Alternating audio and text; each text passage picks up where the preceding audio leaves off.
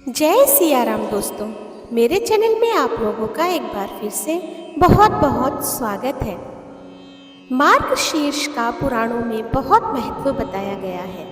इसमें भी एकादशी, पूर्णिमा और अमावस्या का खास महत्व है। मार्गशीर्ष माह की अमावस्या को अगहन अमावस्या भी कहते हैं। इस दिन पितरों की शांति के लिए तर्पण, स्नान, दान, धर्म आदि कार्य किए जाने का महत्व है। इस दिन किए जाने वाले पितरों का तर्पण करने से पितरों को शांति मिलती है। इस दिन व्रत रखने से सभी तरह के संकटों का अंत होता है और जीवन में सुख समृद्धि आती है। यदि आप व्रत नहीं रख रहे हैं तो पेड़ या पौधे में जल अर्पित करें। मार्गशीर्ष अमावस्या पर देवी लक्ष्मी का पूजन करना भी बहुत शुभ माना जाता है। तो मित्रों, आइए सुनते हैं मार्गशीर्ष मास यानी अगहन मास की अमावस्या की संपूर्ण व्रत कथा। एक समय की बात है, एक बहुत छोटा सा गांव था। उस गांव में एक प्रतापी, दानी, दयालु, तेजस्वी राजा रहता था। वह राजा अपनी प्रजा का पालन अपने पुत्र के समान ही करता था। उस राज्य पर कभी अकाल नहीं पड़ा, कभी किसी महामारी का प्रकोप नहीं हुआ, आम जन को कोई दुख नहीं देखना पड़ा। राजा आए दिन अपनी प्रजा की खुशहाली के लिए यज्ञ, हवन, भंडारे करवाता रहता था। आए दिन ब्राह्मणों, योग्य पंडितों, साधु महात्माओं को अन्न, वस्त्र, रुपया का दान किया करता था। गरीबों और निसहाय को रोज अन्न वस्त्र दान में देता था। उस राजा की एक अति रूपवती, गुणवती, सौभाग्यवती रानी थी। उसका नाम उमावती था। रानी प्रजा की और राजा की सुख समृद्धि और खुशहाली के लिए हर अमावस्या का व्रत करती थी। बड़, पीपल और आकड़े की पेड़ की पूजा करती थी। सभी राजाओं का शौक घुड़सवारी, तीरंदाजी और अस्त्र शस्त्र चलाना, नृत्य गाना देखने का होता है। वैसे ही उस राजा का भी एक शौक था, उसे शिकार खेलना बड़ा पसंद था। फिर एक दिन राजा शिकार खेलने अकेले ही वन में घोड़े पर सवार होकर चल दिए। तब राजा ने घने वन में देखा कि एक काली नागिन एक साधारण सांप के साथ अटखेलियां कर रही थी और मिलन का प्रयास कर रही थी। जब राजा ने देखा तो राजा को महान आश्चर्य हुआ। राजा ने मन ही मन सोचा कि मैंने मनुष्यों की नीयत बदलते देखी है, लेकिन आज इस नागिन ने भी अपना संतुलन खो दिया, जो यह एक साधारण सर्प के साथ मिलन का प्रयास कर रही है। तब राजा ने घोड़े से उतरकर एक लकड़ी की मदद से काली नागिन और सर्प का मिलन होने से छुड़वा दिया। उसके बाद राजा घोड़े पर सवार होकर वन में चला गया। काली नागिन का सर्प के साथ मिलन होने ही वाला था कि राजा ने छुड़वा दिया। इससे काली नागिन क्रोधित हो गई। काली नागिन को राजा से बदला लेना था, तो वह नाराज होकर बिल में चली गई। उधर राजा का शिकार खेलने में मन नहीं लग रहा था। वह वापस महल में पहुंच गया। उस दिन रानी का अमावस्या का व्रत था। रानी अपनी सखियों के साथ कथा कहानियां सुन रही थी और पूजा कर रही थी। जैसे ही राजा शिकार से जल्दी आ गए तो रानी ने राजा से कहा, हे स्वामी, आज आप शिकार से जल्दी या कैसे आ गए? आपकी तबीयत तो ठीक है? तो राजा ने कहा कि हे प्रिय, मैं थोड़ा आराम करना चाहता हूँ। तो रानी बोली, ठीक है महाराज, आप आराम करिए, तब तक मैं दासियों के साथ बड़, पीपल और आकड़े के पेड़ की पूजा करके आती हूँ। तब रानी अपनी दासियों और सखियों के साथ गांव में बड़, पीपल और आकड़े के पेड़ की पूजा करने चली गई। जिस पीपल के पेड़ की रानी पूजा कर रही थी, उस पेड़ के बिल में एक काला नाग सो रहा था। रानी ने अपनी सखियों के साथ बड़, पीपल और आकड़े के पेड़ की पूजा की। दूध, दही और जल से पीपल के पेड़ को सींचा, रोली का तिलक लगाया, लाल धागा बांधा, चावल चिपकाया, दीपक जलाया, मीठे पुए, गुड़ और आटे के हलवे का भोग लगाया, पेड़ की 7 परिक्रमा की और भगवान से अमर सुहाग का आशीर्वाद मांगा। साथ ही प्रजा की खुशहाली की कामना की। पेड़ के कोटर में काला नाग पड़ा पड़ाई है सब देख रहा था। तब उस नाग को रानी को देखते ही खुद की नागिन की याद आई। नाग ने मन ही मन में सोचा कि यह रानी कितनी भली औरत है। इसने खुद के लिए कुछ नहीं मांगा। इसने अपने पति और प्रजा की भलाई के लिए व्रत रखा और पूजन किया। जैसे यह रानी है, मेरी नागिन भी ऐसी ही है। वह हमेशा मेरे लिए ही सोचती है। रानी पूजा करके जाने लगी तो उसने काले नाग को देखा। तभी उसने दासी को भेजकर काले नाग के लिए दूध और मिठाई मंगवाई। दासी भागी भागी महल में से दूध और बर्फी लेकर आई। फिर रानी ने काले नाग को दूध पिलाया, बर्फी खिलाई और पूजा करी। उसके बाद रानी अपनी दासी और सखियों के साथ महल में चली गई। उधर वह काला नाग भी अपनी नागिन के पास पहुंचा। नाग ने देखा कि नागिन क्रोधित होकर बैठी है। नाग ने नागिन से उसकी नाराजगी का कारण पूछा तो नागिन ने झूठी कहानी नाग को सुनाई कि हे सर्प देवता, आप इस नगर के राजा को डस करके आइए। आज उसने बेवजह ही मुझे लकड़ी से बहुत मारा। आज मेरा सारा अंग दर्द कर रहा है। जब तक आप उस राजा को नहीं डसेंगे तब तक मैं अन्न जल ग्रहण नहीं करूंगी। नाग ने नागिन से पूछा कि अरे नागिन, राजा ने ऐसा क्यों किया? राजा ने बेवजह तुझे क्यों मारा? तो नागिन झूठ बोलते हुए बोली कि हे सर्प देवता, मैं अपने बिल में चुपचाप सो रही थी। उस राजा ने बेवजह ही मुझे लकड़ी से मारा। यह सुनते ही काले नाग को क्रोध आ गया। उसने अपनी नागिन से कहा, हे नागिन, आज मैं उस राजा को मारकर उसका खून पी जाऊंगा। वह नाग सूंघता हुआ राजा के महल में पहुंच गया। तब तक शाम हो चुकी थी। रानी ने अमावस्या का व्रत अभी तक नहीं खोला था, क्योंकि वह राजा को भोजन कराने के बाद ही व्रत खोलती थी। तब रानी ने संध्या उपासना की, तुलसी के पौधे में दिया बाती किया। उसके बाद रानी राजा से बोली, हे स्वामी, आइए भोजन कर लीजिए। तब राजा भोजन करने बैठा। तभी वह काला नाग वहां आ गया। उसने राजा रानी को भोजन करते हुए देखा तो वह सोचने लगा कि पहले मैं इस राजा को भोजन कर लेने देता हूँ, उसके बाद में इसको डसूंगा। तब वह काला नाग परिंदे में कुंडली मारकर बैठ गया। तभी रानी ने राजा से पूछा कि हे स्वामी, आप बताइए आज आपका दिन कैसा बीता? भोजन करते करते राजा बोला कि हे रानी, आज मेरा दिन अच्छा नहीं निकला। आज जब मैं वन में शिकार खेलने गया तो मैंने देखा कि वन में एक काली नागिन एक साधारण सर्प के साथ मिलन का प्रयास कर रही थी। तब मैंने एक लकड़ी की सहायता से उन दोनों का मिलन होने से रोक दिया। हे रानी, कैसा कलयुग आ गया है। इंसानों की नीयत बदलते देखी है, लेकिन कभी जीव जानवर पशु पक्षियों की नीयत बदलते नहीं देखी। लेकिन आज मैंने एक नागिन को होश खोते हुए देखा। तभी रोटी बनाने वाली दाई माँ बीच में ही बोली कि हे रानी, हे महाराज, अब वह नागिन आपसे बदला लेगी। तब रानी बोली कि नहीं दासी, मेरे सुहाग का कोई बाल भी बाका नहीं कर सकता है। मैं हर अमावस्या का व्रत करती हूँ, बड़ पीपल और आकड़े के पेड़ की पूजा करती हूँ। मेरे पति की रक्षा तो भगवान महादेव स्वयं कर रहे हैं।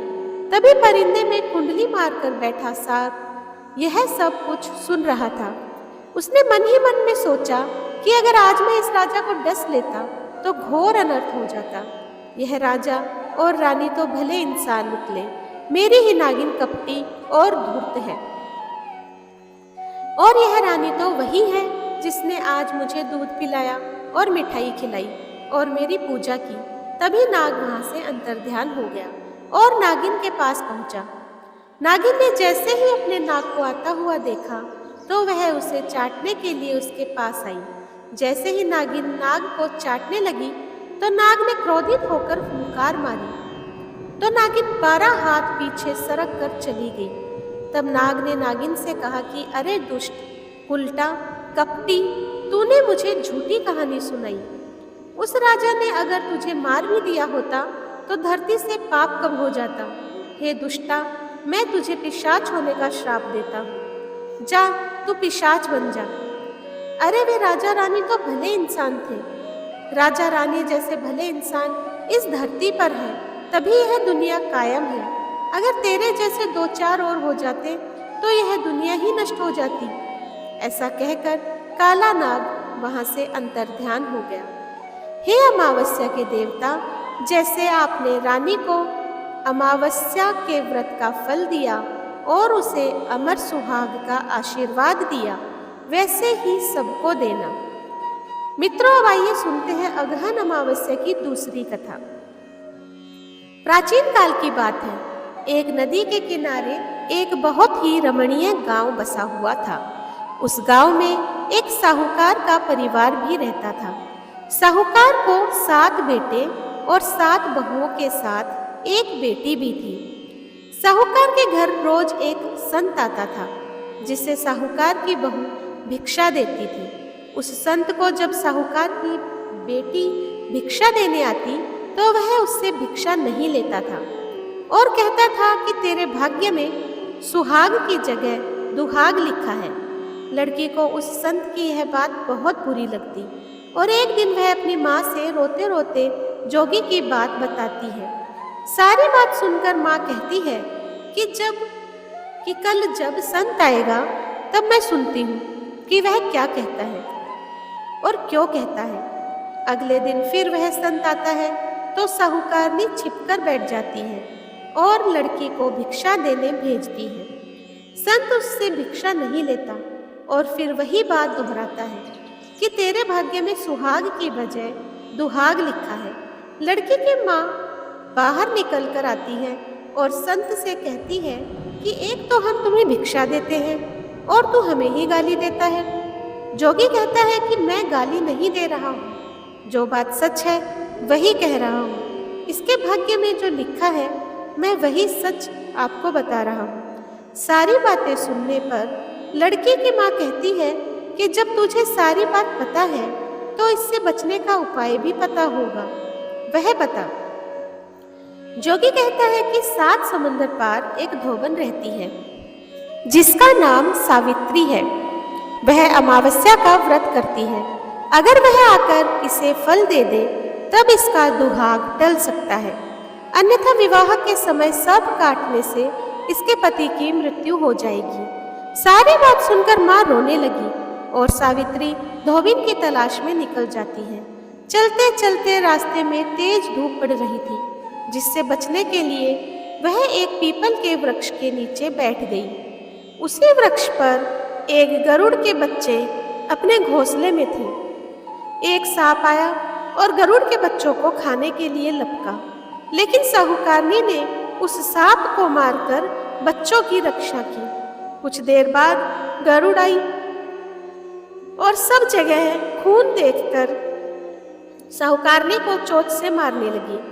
साहूकारनी बोली कि एक तो मैंने तेरे बच्चे को सांप से बचाया और तू मुझे ही मार रही है।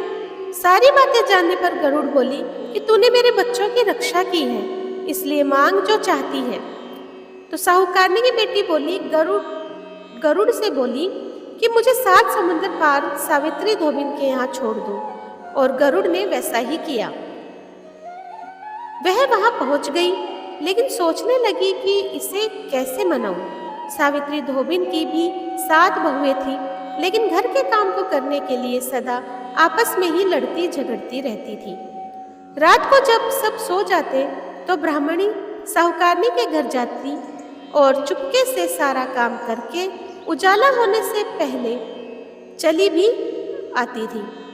सारी बहुएं आपस में यह सोचती कि कौन सी बहू है जो सारा काम कर देती है, लेकिन एक दूसरे से पूछने की हिम्मत किसी की भी नहीं होती थी। एक दिन सावित्री धोबिन ने भी सोचा कि आजकल बहुएं लड़ती भी नहीं है और काम भी सारा हो जाता है। सावित्री धोबिन ने सारी बहू को बुलाया और पूछा कि आजकल तुम लड़ती भी नहीं हो और घर का सारा काम भी हो जाता है। सावित्री धोबिन ने अपनी बहू से पूछा, घर का सारा काम कौन करता है? बहुएं सास से झूठ कहती है कि लड़ाई करने से क्या फायदा, इसलिए हम मिलकर काम कर लेते हैं। सावित्री धोबिन को अपनी बहू की बात पर विश्वास नहीं होता है और वह रात में जागकर स्वयं सच देखना चाहती है कि कौन घर का सारा काम कर सकता है। रात होने पर सावित्री धोबिन छिप कर बैठ जाती है कि देखूं कौन सी बहू काम करती है। रात हुई तो वह देखती है कि एक औरत चुपके से घर में घुस रही है। वह देखती है कि उसने घर का सारा काम कर दिया है और जाने की तैयारी में है। जैसे ही वह जाने लगती है तो सावित्री धोबिन उसे रोकती है और पूछती है कि तुम कौन हो और क्या चाहती हो। साहूकार की बेटी कहती है कि पहले तुम वचन दो, तब बताऊंगी। सावित्री धोबिन वचन देती है। तब वह कहती है कि मेरे बेटी के भाग्य में दुहाग लिखा है, लेकिन तुम अमावस्या का व्रत करती हो तो मेरे साथ चलकर उसे सुहाग दे दो। सावित्री धोबिन वचन से बंधी थी तो वह साहूकारनी से के साथ चलने को तैयार हो जाती है। जाते हुए सावित्री धोबिन अपने बेटों व बहुओं से कहती है कि मैं इस औरत के साथ इसकी बेटी को सुहाग देने जा रही हूँ, लेकिन अगर मेरे पीछे से तुम्हारे पिताजी मर जाए तो उन्हें घी और तेल के कूप में डालकर रख देना। धोबिन साहूकारनी के घर पहुंच जाती है। साहूकारनी अपनी बेटी का विवाह करती है तो फेरों के समय धोबिन कच्चा करवा दूध तथा तार लेकर बैठ जाती है। कुछ समय बाद सांप आया और दूल्हे को डसने लगा तो धोबिन ने करवा आगे कर तार से सांप को बांध दिया और सांप मर गया। अब धोबिन ने लड़की को सुहाग दिया और कहा कि अब तक मैंने जितनी भी अमावस्या की है वह साहूकार की इस लड़की को मिलेगा। अब आगे जो अमावस्या मैं करूंगी उसका फल मेरे पति और मेरे बेटों को मिलेगा। सभी लोग अमावस्या माता की जय जयकार करने लगे। सावित्री धोबिन अपने घर वापस जाने को तैयार हुई तो साहूकारनी ने कहा कि तुमने मेरे जमाई को जीवन दान दिया है, इसलिए तुम जो चाहो मांग लो।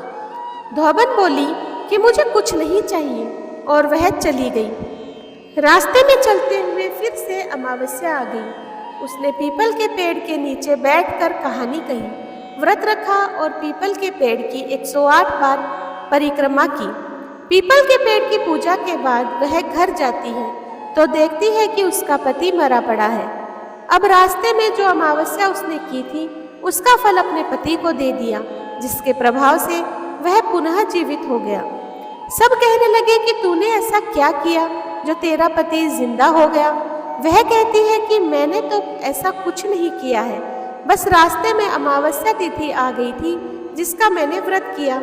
कहानी कही और पीपल के वृक्ष की 108 बार परिक्रमा की। अब सारी नगरी में ढिंडोरा पिटवा दिया गया कि हर कोई अमावस्या का व्रत करेगा, पूजा करेगा, कहानी कहेगा और पीपल के वृक्ष की 108 बार परिक्रमा करेगा, उससे भगवान की कृपा हमेशा बनी रहेगी। हे अमावस्या माता, जैसा आपने साहूकार की बेटी का सुहाग दिया वैसे ही सबको देना। मित्रों, अब आइए सुनते हैं मार्गशीर्ष अमावस्या व्रत की अंतिम कथा। एक गांव में सास और बहू अकेले रहते थे और उनका बेटा विदेश में कमाने के लिए गया हुआ था। सास और बहुत प्रेम से रहते थे। दोनों एक दूसरे की देखभाल भी करते थे। एक दिन बहू ने खाना नहीं खाया, तब सास बहू से पूछने लगी कि बेटी, आज तुमने खाना क्यों नहीं खाया? तब बहू कहने लगी, सासू माँ, आज मेरा अमावस का व्रत है, इसलिए मैंने खाना नहीं खाया। तब सास ने कहा, बहू, यह व्रत क्या होता है और इस व्रत को करने से क्या फल मिलता है, मुझे भी समझाओ। तब बहू कहने लगी कि सासू माँ, अमावस माता का व्रत करने से बहुत पुण्य मिलता है। घर में अन्न धन भरा रहता है, सुख शांति बनी रहती है और अटल सुहाग मिलता है तथा पुत्र की प्राप्ति होती है। इसी तरह से 3 पनौती अमावस माता का व्रत भी रखा जाता है। इस व्रत में हर वर्ष अलग अलग खाना खाया जाता है और विष्णु भगवान के मंदिर में चढ़ावा चढ़ाया जाता है या फिर किसी ब्राह्मण को दान दक्षिणा दी जाती है। इस व्रत में पहले साल शक्कर, घी और चावल से बना खाना खाया जाता है। पहले साल व्रत पूर्ण होने के बाद 1.25 किलो चावल, 1 कटोरी घी और 1 कटोरी शक्कर का दान किया जाता है और ब्राह्मण देवता को दान में दिया जाता है। दूसरे साल जौ, घी और शक्कर से बना खाना खाया जाता है। इसी तरह है जब दूसरे साल का व्रत पूर्ण होता है तब 1.25 किलो जौ, 1 कटोरी घी और 1 कटोरी शक्कर किसी मंदिर में चढ़ाया जाता है या किसी ब्राह्मण को दान में दिया जाता है।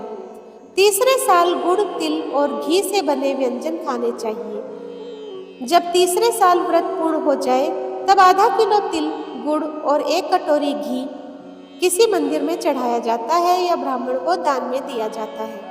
सासू माँ इसे ही 3 पनौती अमावस का व्रत कहा जाता है। फिर बहू बताने लगी कि माँ जी, इस व्रत का संकल्प लेने के बाद इसे पूरा करना जरूरी होता है। अगर पूरा नहीं कर सकते तब घर परिवार में झगड़ा और अशांति हो जाती है। तब सासू माँ कहने लगी, बहू मेरी तो उम्र हो गई है, लेकिन तुम यह व्रत जरूर करना। तब बहू यह व्रत करना प्रारंभ करती है।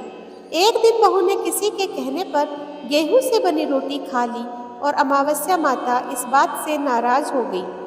जो सास और बहू कभी बहुत प्रेम से रहती थी, अब उन दोनों में झगड़े होने लगे। सभी गांव वाले हैरान हो गए कि इनके घर में इतने झगड़े क्यों होने लग गए हैं। इसका क्या कारण है। सास अपनी बहू को कहने लगी कि जब से तुम हमारे घर में बहू बनकर आई हो तब से हमारे घर की लक्ष्मी चली गई है। तुम हमारे लिए बिल्कुल भी शुभ नहीं हो। तब बहू ने कहा, माँ जी आपके घर की लक्ष्मी चली गई है तो मुझे बताओ कि कहाँ मिलेगी, मैं लक्ष्मी को लेकर आऊंगी। तब सासू माँ कहती है, बहू लक्ष्मी तुम्हें समुद्र के बीच में भगवान विष्णु के पैर दबाते हुए मिलेगी।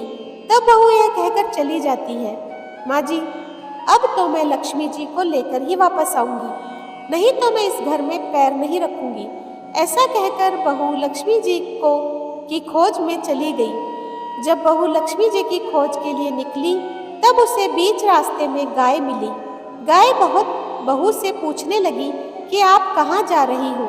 तब बहू कहने लगी कि हे गाय माता, मेरी सास कहती है कि मेरे आने से उनके घर में अन्न धन की कमी हो गई है और उनके घर की लक्ष्मी चली गई है, तो मैं लक्ष्मी जी को लेने जा रही हूँ। तब गाय माता कहने लगी, हे बेटी अगर तुम जा ही रही हो तो भगवान से मेरे बारे में भी पूछ लेना। तब बहू कहने लगी, ठीक है गाय माता, मैं आपके बारे में भी पूछ लूंगी। तब गाय माता कहने लगी, जब मेरा बछड़ा होता है तो वह मर जाता है, जिंदा नहीं रहता। तुम देवी लक्ष्मी से पूछ लेना कि आखिरकार मेरे साथ ऐसा क्यों हो रहा है, मैंने ऐसे कौन से कर्म किए हैं जिसकी सजा मुझे मिल रही है। तब बहू कहने लगी कि हे गाय माता, मैं आपके बारे में जरूर पूछ लूंगी। ऐसा कहकर बहू आगे बढ़ गई। जब आगे बढ़ी तब रास्ते में उसे एक घोड़ी मिली जिसके गले में घंटी बंधी हुई थी। घोड़ी ने भी कहा, बेटी तुम मेरे दुख का निवारण लक्ष्मी जी से पूछ लेना। तब बहू कहने लगी कि मैं जरूर पूछ लूंगी। ऐसा कहकर बहू आगे बढ़ गई। आगे जाते ही बहू को एक अंधा और बहरा बुजुर्ग मिला। उसने भी बहू से अपनी समस्या के निवारण के लिए पूछने को कहा। तब बहू उसकी समस्या भी भगवान से पूछने को कहकर आगे बढ़ गई। आगे जाते ही बहू को एक बूढ़ी औरत मिली जो कि हाथ और पैर से अपाहिज थी। उसने भी बहू से कहा, बेटी जब तुम भगवान से मिलो तो उनसे पूछना कि आखिरकार मैं अपाहिज क्यों हुई, मैंने ऐसे कौन से कर्म किए थे। तब बहू उसकी समस्या पूछने के लिए तैयार हो गई और फिर आगे बढ़ गई। और जाते जाते बहू बहुत थक गई और एक पेड़ के नीचे बैठ गई। आम का पेड़ बड़ा खुश होकर बहू से पूछने लगा, बेटी तुम कहाँ से आई हो और कहाँ जा रही हो। तब बहू कहने लगी, मैं लक्ष्मी जी को लेने जा रही हूँ। तब पेड़ ने भी अपनी समस्या भगवान से पूछने के लिए कहने लगा, मेरे पेड़ पर लगे हुए आम खट्टे ही क्यों हो जाते हैं, इस बारे में बेटी भगवान से जरूर पूछ लेना। तब बहू पेड़ की समस्या लेकर आगे बढ़ गई। थोड़ी दूर जाने पर बहू को एक तलाई मिली। वह भी बहू से कहने लगी, बहू तुम भगवान से पूछना कि मेरी तलाई का पानी इतना मैला क्यों है, कोई भी यहाँ आकर पानी नहीं पीता। तब बहू कहने लगी कि जरूर पूछ लूंगी। ऐसा कहकर बहू आगे बढ़ गई। बहुत दिन से जंगल में चलते चलते वह थक गई थी। उसे भूख भी लग रही थी, लेकिन खाने को कुछ नहीं मिला। तो वह भूख और प्यास से बेचैन हो गई और जंगल में बेहोश हो गई। उसी समय भगवान श्री हरि विष्णु और माता लक्ष्मी घूमते हुए उधर से जा रहे थे। तब माता लक्ष्मी विष्णु भगवान से कहने लगी कि हे नाथ, यह तो आपकी बहुत बड़ी भक्त है, आप इसके दुख का निवारण कीजिए। तब भगवान श्री हरि विष्णु कहते हैं, इस संसार में तो बहुत से जीव दुखी हैं, सभी अपने अपने कर्मों का फल भोग रहे हैं, मैं किस किस के दुख का निवारण करूं। तब माता लक्ष्मी भगवान श्री हरि विष्णु से विनती करने लगी और कहने लगी कि वह भूखी प्यासी है, अगर इसे ऐसे में जंगल में छोड़ दिया जाए तो जंगल के जानवर इसे खा डालेंगे। माता लक्ष्मी की बात सुनकर भगवान श्री हरि विष्णु एक साधु का वेश धारण करके बहू के पास गए और उसे होश में लेकर आए। बहू के होश में आते ही साधु वेश में भगवान उससे पूछने लगे कि तुम यहाँ क्यों आई हो और कहाँ जा रही हो। तब बहू ने सारी बात बता दी। उसकी बात सुनकर भगवान श्री हरि विष्णु और माता लक्ष्मी प्रकट हो गए और उसने साथ साथ अमावस माता भी प्रकट हो गई। बहू यह सब देखकर उनके चरण में गिरकर उन्हें प्रणाम करने लगी। तब अमावस माता बहू से कहने लगी, बेटी, तूने मेरी व्रत को खंडित किया है, इसी की सजा तुझे मिली है, लेकिन अब मैं तुझे क्षमा करती हूँ। अब तुम घर को जाओ, तुम्हारा घर अन्न और धन से भर जाएगा, तुम्हारा घर सुंदर महल में बदल जाएगा और तुम्हारी सभी मनोकामनाएं भी पूर्ण हो जाएगी। यह सब होने के पश्चात बहू ने रास्ते में जो भी मिला उन सभी के दुखों का निवारण करने के लिए विनती की। तब भगवान श्री हरि विष्णु कहने लगे, गाय ने कभी अपना दूध किसी और को नहीं पिलाया, इस कारण उसके बछड़े जिंदा नहीं रहते। तुम उसका दूध पी लेना, फिर उसके बाद उसके बछड़े जिंदा रहने लगेंगे। और घोड़ी पिछले जन्म में आटा पीसने वाली महिला थी, वह किसी को आटा पीस कर नहीं देती थी, इसलिए उसके गले में चक्की के पाट बंधे हुए हैं। तुम उसके पाट खोल देना, वह बिल्कुल ठीक हो जाएगी। और वह बुजुर्ग कभी भगवान के मंदिर नहीं गया, ना ही कभी उसने भगवान के भजन सुने। तुम उसे ले जाकर मंदिर में दर्शन करवा देना, इससे वह ठीक हो जाएगा। अपाहिज महिला ने कभी अपनी जवानी में दान पुण्य नहीं किया, इसलिए उसकी यह सजा मिली है। तुम उससे कुछ भी दान करवा देना तो उसकी विकलांगता दूर हो जाएगी। और वह आम का पेड़, उसने तो कभी अपने पेड़ के आम किसी बच्चे को खाने नहीं दिए, इसी कारण उसके सभी आम खट्टे होते हैं।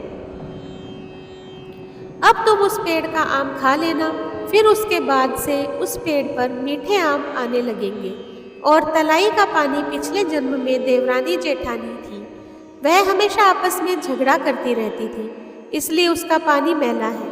तुम उसका पानी पी लेना तो वह तलाई शुद्ध हो जाएगी, फिर लोग वहां आकर पानी पीने लगेंगे। इस प्रकार बहू ने भगवान श्री हरि विष्णु, माता लक्ष्मी और अमावस माता को प्रणाम किया, उन्हें धन्यवाद दिया और अपने घर लौटने के लिए तैयार हो गई।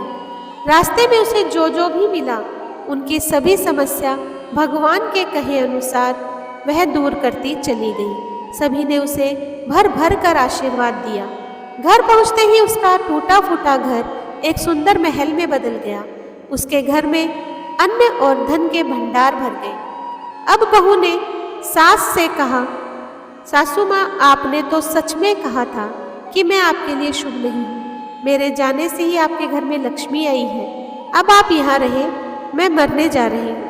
तब सास ने कहा, बेटी, यह सब तुम्हारे अमावस माता के व्रत करने का फल ही तो हमें मिला है, तुम यहीं पर रहो, अब तुम यहाँ से कहीं नहीं जाओगी। इस प्रकार सास और बहू खुशी खुशी रहने लगे। और फिर एक दिन सास का बेटा भी विदेश से वापस लौट आया।